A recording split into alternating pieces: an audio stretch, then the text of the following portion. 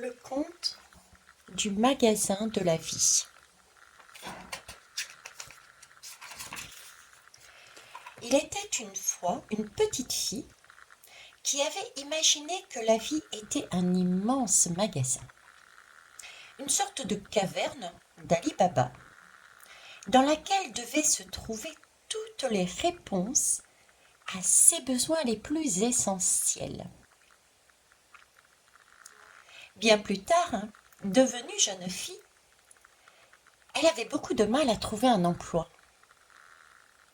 Elle aurait souhaité un travail suffisamment bien payé pour lui permettre d'acheter selon son choix dans le magasin de la vie.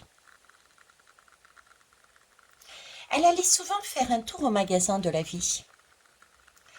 Elle avait ainsi repéré sur un rayon un cahier pour tenir un journal secret. L'odeur de sa mère, la voix de son papa,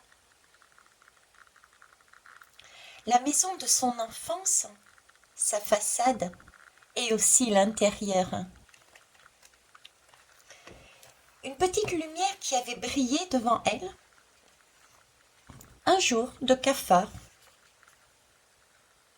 Un flacon de souvenirs. Une promenade en forêt. Un rêve éveillé où elle était championne de ski. Elle ne savait pas comment payer et ne pouvait donc acheter même pas un seul de ces produits fabuleux. Tous demeuraient inaccessibles. Elle se sentait de plus en plus démunie. Un jour,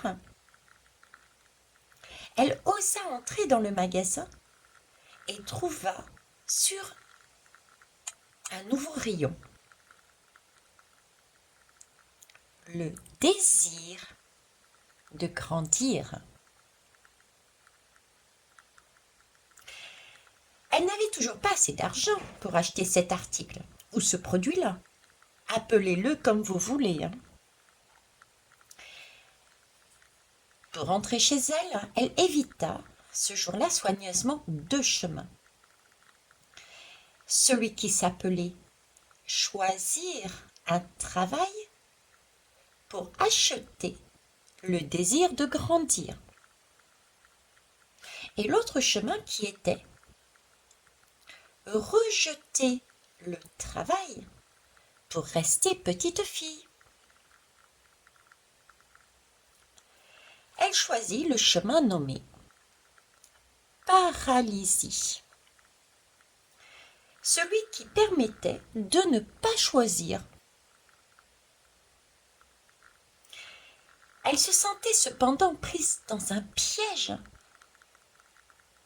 qui se mordait la queue. Elle s'écriait parfois avec colère. Pourquoi choisir un travail afin d'acheter le désir de grandir? Il faudrait que je l'aie déjà, ce désir de grandir.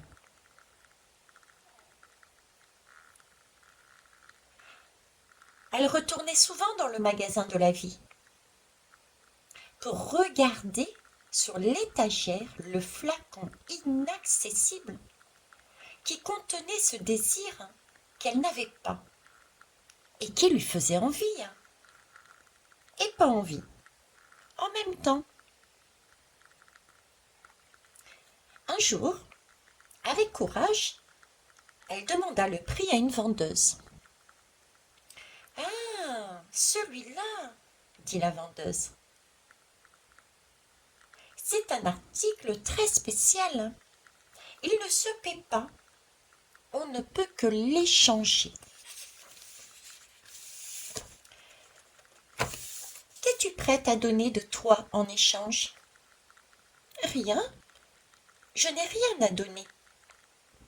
Je n'ai jamais rien reçu. Il y a plusieurs possibilités.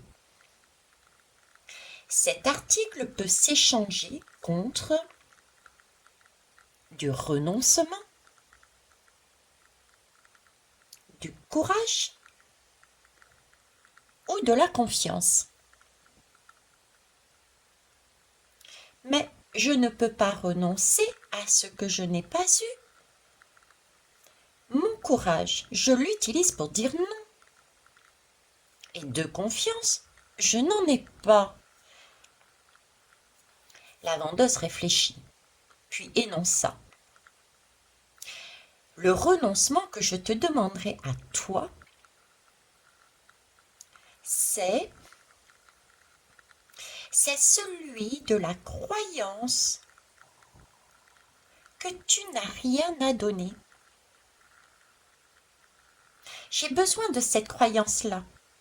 Je ne peux pas la lâcher, elle me protège, m'évite bien des tracas, répondit la jeune fille. Réfléchis, c'est le prix pour toi. Et reviens me voir. J'ai envie de parler avec toi des dangers et de l'émerveillement à dire oui. Nous marchanderons, nous avons le temps.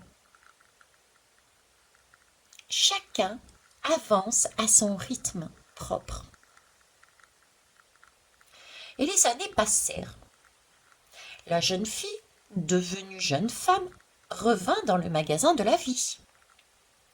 Le flacon de désir de grandir était toujours là. C'est un vendeur qui l'accueillit et lui demanda si elle était prête à payer le prix nouveau. Le prix à payer était accepter d'avoir une croyance à elle seule. Une croyance qui soit sienne. Une croyance sur laquelle elle puisse s'appuyer pour construire son chemin de femme.